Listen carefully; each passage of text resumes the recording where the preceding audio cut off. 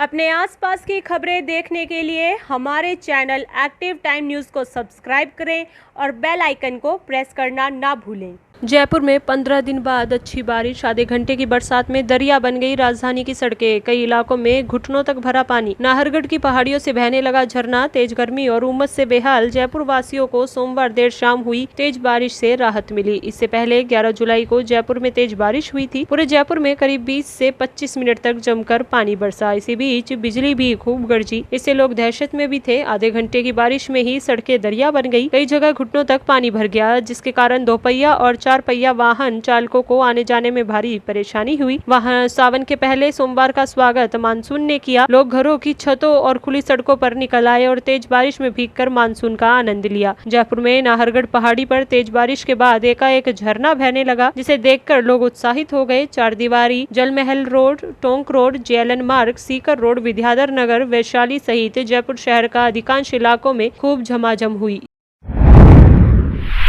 श्रीगंगानगर में रोडवेज कर्मियों ने जताया विरोध। रिटायरमेंट बेनिफिट्स और वेतन समय पर नहीं मिलने पर रोडवेज कर्मियों में रोष। डिपो ऑफिस पर किया प्रदर्शन। वेतन और पेंशन तथा रिटायरमेंट बेनिफिट्स के भुगतान, बढ़ा हुआ महंगाई भत्ता देने, 7वें वेतनमान के अनुसार वेतनमान संशोधन तथा खाली पदों पर नई भर्ती सहित कई मांगों के संबंध में सोमवार को रोडवेज कर्मियों ने सूरतगढ़ रोड स्थित रोडवेज डिपो ऑफिस पर प्रदर्शन किया। रोडवेज के कार्यरत और रिटायर्ड कर्मचारी लंबे समय से वेतन और अन्य रिटायरमेंट बेनिफिट का समय पर भुगतान नहीं होने से परेशान हैं। इस कारण इन कर्मचारियों ने विरोध प्रदर्शन का रास्ता चुना तथा इसके लिए 3 माह का कार्यक्रम जारी किया है। कर्मचारी डिपो के गेट पर एकत्र हुए तथा नारेबाजी कर रोष जताया। इनका कहना था कि निगम के अधिकारी उनकी मांगों पर ध्यान नहीं दे रहे। वे निगम प्रबंधन को कई बार समस्याओं से अवगत करवा चुके हैं, लेकिन कार्रवाई नहीं हो रही है। 12 और 13 अगस्त को काली पट्टी बांधकर कार्य किया जाएगा। इसी क्रम में 25 और 26 अक्टूबर को दिन रात के धरने तथा 27 अक्टूबर को 24 घंटे की हड़ताल का कार्यक्रम रखा गया है।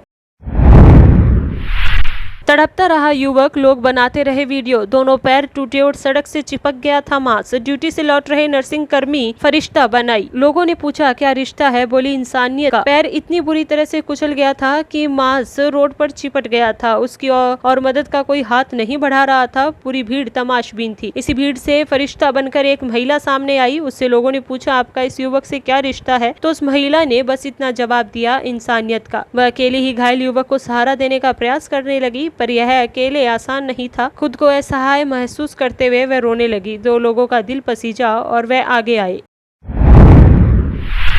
9,000 करोड़ रुपए की बैंक धोखाधड़ी। विजय माल्या को ब्रिटेन की कोर्ट ने दिवालिया घोषित किया। अब दुनिया भर में उसकी संपत्ति को जब्त कर सकेंगे भारतीय बैंक। ब्रिटेन की एक अदालत ने सोमवार को भगोड़े कारोबारी विजय माल्या को दिवालिया घोषित कर दिया। इसके साथ ही भारतीय बैंक अब माल्या की संपत्तियों पर आसानी से कब्जा कर सकेगी। माल्या के खिलाफ भारतीय स्टेट बैंक के नेतृत्व में भारतीय बैंकों के संघ ने ब्रिटिश कोर्ट में याचिका दाखिल की थी। माल्या के पास लंदन हाई कोर्ट के फैसले के खिलाफ अपील करने का कोई मौका नहीं बचा है। ईडी ने पहले कहा था कि शराब कारोबारी भारत में प्रत्यर्पण के खिलाफ ब्रिटेन की कोर्ट में अपना केस हार गया है। इस मसले पर विदेश सचिव हर्षवर्धन श्रृंगला ने कहा था कि माल्या के खिलाफ भारत ने एक मजबूत केस बनाया है और ब्रिटेन के अधिकारियों ने उसके प्रत्यर्पण के संबंध में हमें आश्वस्त किया है। 65 साल के माल्या की airline company Kingfisher financial crisis के कारण 20 अक्टूबर 2012 से उड़ान नहीं भर पाई है। विजय माल्या को जनवरी 2019 में कर्ज भुगतान न करने और कथित तौर पर बैंकों को धोखा देने के आरोप में भगोड़ा आर्थिक अपराधी घोषित किया गया है। माल्या ने 2 मार्च 2016 में भारत छोड़ दिया था। 17 बैंकों के करीब 9,000 करोड़ रुपए फंसे। विजय माल्या ने 17 बैंकों से करीब 9,000 करोड़ रुपए और उनके ब्याज अब तक नहीं भरा है। इसमें एसबीआई सहित Punjab national bank, IDBI bank, bank of Baroda, Allahabad bank, federal bank, axis bank भी शामिल हैं।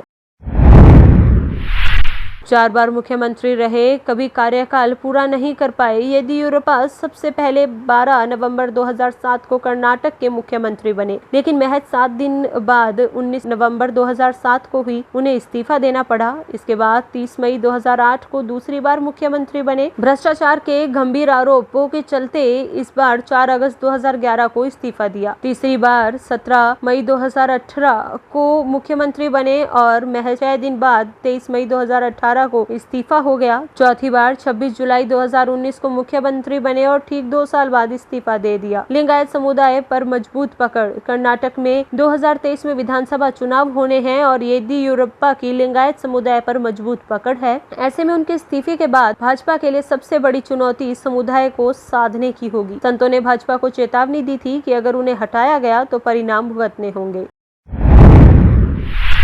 मुंबई पुलिस का खुलासा, राज कुंद्रा हॉटशॉट्स के अलावा कम से कम 4 अन्य एडल्ट कंटेंट ऐप्स से जुड़े हुए हैं। पॉर्न मूवीज मामले में राज कुंद्रा की गिरफ्तारी के बाद कुछ संदिग्ध जानकारियां सामने आ रही हैं। मुंबई क्राइम ब्रांच का दावा है कि शिल्पा शेट्टी के पति पिछले कुछ महीनों में की गई 11 गिरफ्तारियों में मुख्य साजिश करता है। ताजा रिपोर्ट ने राज के मामले में चौंकाने वाले खुलासे किए हैं। कुंद्रा ने कई महिलाओं को वेब सीरीज में रोल देने के बहाने पोर्नोग्राफी का लालच दिया था। वीडियो हॉटशॉट्स पर पब्लिश किए गए थे। हॉटशॉट्स के बैन होने पर कुंद्रा के पास बैकअप के रूप में बॉलीफेम नाम का एक ऐप और भी ऐप था। कुंद्रा कम से कम 4 अन्य पोर्नोग्राफी ऐप से जुड़े हुए हैं। शिल्पा ने बयान में कहा कि उन्हें ऐप के बारे में कुछ नहीं पता था। राज कुंद्रा के अलावा उनकी पत्नी एक्ट्रेस शिल्पा शेट्टी को भी पोर्नोग्राफी रैकेट केस के जांच के दायरे में लाया गया है। उनका एक स्टेटमेंट भी दर्ज किया गया है जिसमें उन्होंने अपने शामिल होने को लेकर इनकार किया है। साथ ही उन्होंने यह भी दावा किया है कि उन्हें कंपनी और ऐप्स के बारे में कुछ नहीं पता था। पुलिस को शिल्पा राज के एक ज्वाइंट अकाउंट के बारे में पता चला है। पॉर्न फिल्म से एक दिन में 10 लाख से ज्यादा कमाते थे राज।